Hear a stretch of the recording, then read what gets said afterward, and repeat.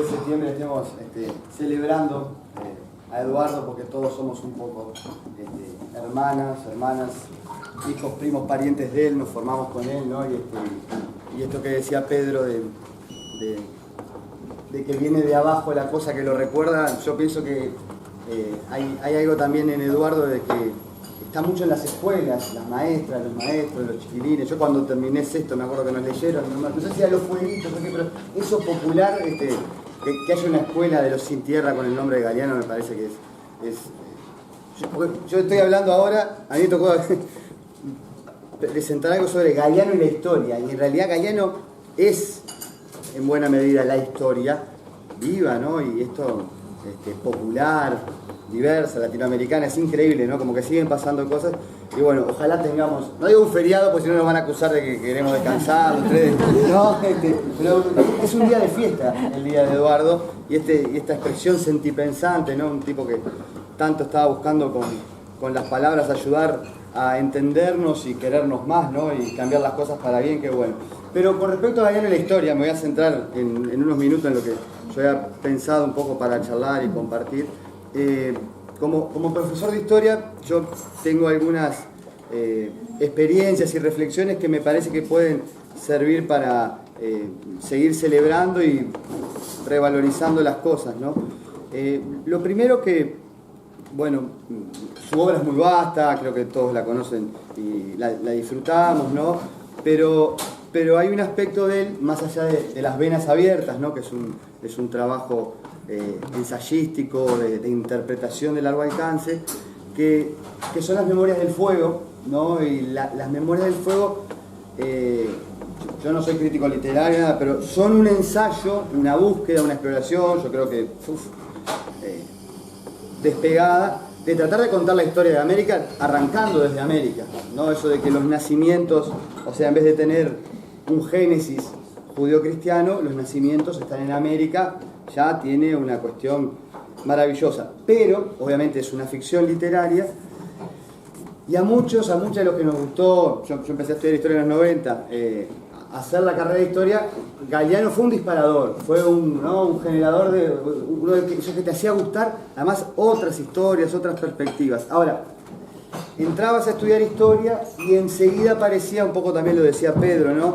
Este celo academicista o hasta cierto rechazo, ¿no? Incluso yo doy clase en muchos lugares, como le pasa a la mayoría de los profes, no lo digo como algo destacado, ¿no? Pero es decir, en la universidad, en formación terciaria, pero también hay algunos colegas en el liceo, lo voy a decir con estas palabras, no se puede usar Galeano, como que usar Galeano en clase, no sé si esto capaz que les pasó alguna vez, pero era algo de un segundo orden, no, incluso a veces decía, esto es Galeano como sinónimo que no es historia, ¿no? Un poco lo que le ha pasado a las venas abiertas con lo mismo, no decir, no, es un panfleto, entonces, bueno, un poco por cuidado, otro poco porque en las comunidades académicas también uno tiene que, de alguna manera, ajustarse a ciertas pautas, también porque puede ser fruto de persecuciones, a eso hay algunos autores, pero estudiando didáctica, hay un trabajo muy lindo que se hizo a principios de los 90 sobre las perspectivas de didáctica de la historia en América Latina y Europa, y ahí descubro hace tiempo, ¿no? Pero que las venas abiertas y Memorias del Fuego eran textos obligatorios para Historia de América Latina en el bachillerato de Alemania. Y dije, pero qué raro, ¿no? Porque los profesores de Historia alemán no tienen ningún problema usar Galeano y nosotros no lo podemos usar. Y ahí se me generó una cuestión, ¿no? Es decir, bueno, yo empecé a contrabandear y llevaba una cita una cita de... No llegué en alemán para que no me dijera que lo usaba. Pero me llamó la atención como, dije, claro, ¿esto qué pasa? Ahora estoy contando un cuento viejo, ¿no? Pero de alguna manera había como una recolonización pseudoacadémica de prohibir, de autocensurarnos el uso de Galeano, ¿no? Porque no era, ¿no?, lo que disciplinarmente se considera como historia. No, aquí en Europa o en Alemania, no se complicaba en la vida. ¿Por qué? Porque en realidad Galeano es una gran mirada temporal. No sigue rigurosamente el método del historiador, pero él nunca lo pretendió. Ahora, de acá voy a la segunda parte, ¿no? El método del historiador, o la historiadora, o la historiografía, ha tenido transformaciones, cambios, hay novedades, yo creo que muy positivas, que de alguna manera, esto es digamos, lo que me parece más interesante, reivindican no solo los profesores y las profesoras alemanas, sino la obra de Galeano como aporte histórico, ¿no?, para todos, ¿no? Y yo quiero mencionar dos cosas que capaz que algunos están al tanto y otros no tanto, pero bueno, siempre está bueno también estos espacios para compartir, ¿no? Ya hará 2 décadas por lo menos, se viene discutiendo mucho en la enseñanza de la historia la cuestión del uso del cine o el uso del audiovisual, de la ficción, ¿no? Y esa discusión en parte también se engancha con el uso o no de la novela histórica, o sea, porque la ficción audiovisual, la ficción novelada, ¿no? Y esto, uno nunca puede ser concluyente 100%, ¿no? Salvo en alguna cuestión de fe o de amor, que siempre también es temporal, pero la mayoría de los autores, yo no quiero citar acá porque me hacen notar, pero lo que plantean es que la clave del uso histórico de la ficción no está en decir si es ficción o no, sino cómo fue su proceso de elaboración. Si esa ficción tiene componentes de investigación, componentes de edición explícita, es decir, yo recorté, seleccioné, puse esto, ¿no? Y luego se traduce en una producción que construye metáforas. Esto lo dice claramente Rosenstone, que es un autor que yo le recomiendo a todo el mundo. No hay una diferencia sustantiva con la producción historiográfica, que investiga, selecciona y escribe con metáforas. La historia no reproduce el pasado, ¿no? La clave en dónde está, en poder identificar si una película histórica elaboró una perspectiva de investigación historiográfica, cómo seleccionó, qué puntos tomó como nodales para la narrativa, ¿no? Pero eso no la anula como un producto histórico, ¿no? Entonces, yo creo que hay esta novedad de la historiografía que empezó a discutir sobre todo con las nuevas formas de comunicar, reivindica, revaloriza y posiciona, por lo menos lo que hacíamos nosotros, lo que hacen, insisto, en las escuelas, gente, encontrar en la obra de Eduardo, y sobre todo yo acá me refiero mucho a Memoria del Fuego. ¿Ustedes se acuerdan que Memoria del Fuego, cada ventanita tiene abajo, entre paréntesis, ¿se acuerdan de esto? Unos numeritos. No se acuerdan, bueno, pero los numeritos son de dónde sacó la información para elaborar esa ventana.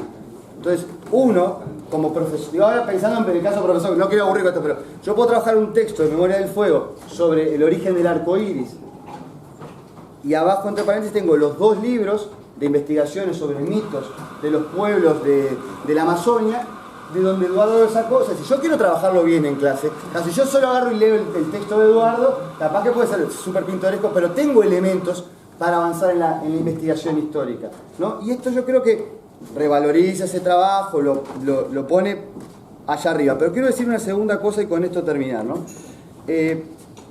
Hay otra novedad en la... Novedad relativa. Yo creo que nosotros en Latinoamérica, así como tenemos que valorar las cosas que surgen desde abajo, que estoy de acuerdo, tenemos que empezar a hacer también más monumentos de las cosas buenas que tenemos los latinoamericanos, porque en realidad hay una novedad que se llama historia global. No sé si han escuchado hablar de esto. Viene en inglés la novedad, esto no me gusta mucho, se llaman Global History, ¿no? Desde hará también, desde los 2000 y poco, o sea, 2 décadas en la academia, sobre todo, miren, otra vez, Berlín, ¿no? También en Estados Unidos, en Harvard, en Princeton, empezaron a decir, la historia la estamos estudiando muy occidental, tenemos que empezar a estudiar la historia global. Se dieron cuenta un poco tarde, pero en realidad se dieron cuenta porque empezaba la globalización, ¿no? Y por ejemplo empezaron a haber institutos de investigación de la historia de la India contada por los indios, no de la historia del Asia-Pacífico, ¿no? Ya de América Latina en los años 60, 70 había algunos departamentos de investigación, sobre todo en letras, más que en historia, pero o sea, empezó como la teoría de la Global History. Estaba todo bien, bueno, mejor. ¿Y qué dice la Global History? Que dicen, ¿no?, que en realidad las cronologías, los periodos que nosotros nos contamos, en realidad son una producción sobre todo de la modernidad eurocéntrica a partir del Renacimiento y de la expansión de un modelo de dominación, ¿no?, que ha sido también hegemónico, pero que en realidad hay otras vertientes y es necesario incluso como otras dimensiones globales, por ejemplo, los viajes, los mundos atlánticos, ¿no? La música, las religiones. Hay otras perspectivas que no son solo la perspectiva dominante de, digamos, de la narración eurocéntrico, protestante, capitalista, blanco, patriarcal. Ese sería digamos, el corpus hegemónico. Entonces, yo digo todo esto, así muy rápido, y vuelvo a Memoria del Fuego, que lo escribió en el 84, terminó, ¿no? Qué fecha, ¿no? Cuando volvió a la democracia del Uruguay lo terminó, estando en el exilio. Es poderoso, Galeano. Y él arranca la historia, y no le pone Historia de América, es Memorias del Fuego. La arranca con los pueblos originarios, los sueños de hombres y mujeres por igual, y una narrativa donde la mirada cosmológica, de sentido de los tiempos, no empieza en Europa, en la modernidad, en el capitalismo protestante blanco patriarcal, ¿no? Entonces, ¿por qué cuento esto? Porque de alguna manera, y esto hoy hay, insisto, historiadores jóvenes que están tratando como de contar, de investigar otra manera la historia, que cuando encuentran la Global History dicen, pero esto yo ya lo leí. ¿Cómo que ya lo leí? Claro, porque nosotros, y esto en América Latina, digo, no solo Eduardo, pienso que 100 años de soledad, por poner un juego, ¿no? Es una novela que gira el tiempo, porque ahí tenemos las y los latinoamericanos una historia de producción cultural propia, ¿no? Que nos hace tener, y esto no propia en un sentido de que nos diferencia, sino que nuestra historia diversa, compleja, sufrida, pero también creativa, nos permitió, en cierto sentido, ¿no? A veces hay que decirlo, adelantarnos a lo incompleto de la mirada del norte europea, ¿no? Y en ese caso yo creo que lo de Eduardo es súper valioso para la historia y se conjugan dos cosas, ¿no? Hoy, a mí me duele un poco decirlo, eso a mí me encanta. Eduardo es una fuente histórica. Lo estamos reviviendo de ideas, pero también lo podemos estudiar sobre cómo se... Y yo vuelvo a decir, Uruguay en 1984, saliendo de la dictadura, tiene quizá la primera obra de narrativa histórica de América contada desde América completamente. Tratando de imaginar, ¿no? Y eso, yo creo que nosotros lo podemos trabajar, los profes de historia, no importa solo los profes, pero también pone en su lugar una cosa que yo se la escuché, hoy Pedro contaba, y no sé si creo que todos lo vieron, pero si no lo vieron, mírenlo, el seminario que organizó el año pasado la Universidad de la República a propósito de los 50 años de la Venas Abierta, está todo en YouTube, ¿no? Yuval Sugar, en un momento hace una intervención buenísima, pero en un momento habla de Memorias del Fuego y dice estas dos, y yo con esto termino y es como mi agradecimiento eterno y que todos releamos Memorias del Fuego cada tanto, que hace bien. Yo creo que, bueno, es un poco mi Biblia chiquita, no lo digan del todo porque después las inspectoras en historia van a sancionar, pero viste cuando un tema te lo tenés y volvés a Memorias del Fuego y te da como, te tira pistas humanas, de desafíos. Pero Yuval Sugar dice esto, ¿no? Memoria del Fuego es una reinvención del lenguaje y una invención latinoamericana, ¿no? Y eso me parece que para nuestra historia es fundamental. Así que bueno, gracias por escuchar este rato y poder compartir esto que a todos nos hace sentir y pensar mucho.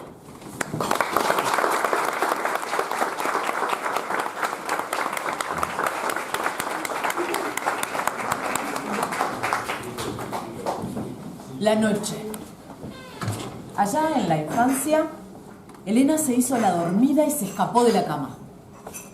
Se vistió de punta en blanco como si fuera domingo y con todo sigilo se deslizó hacia el patio y se sentó a descubrir los misterios de la noche de Tucumán. Sus padres dormían, sus hermanas también. Ella quería ver cómo crecía la noche y cómo viajaban la luna y las estrellas. Alguien le había dicho que los astros se mueven y a veces se caen y que el cielo va cambiando de color mientras la noche anda. Aquella noche, noche de la revelación de la noche, Elena miraba sin parpadear.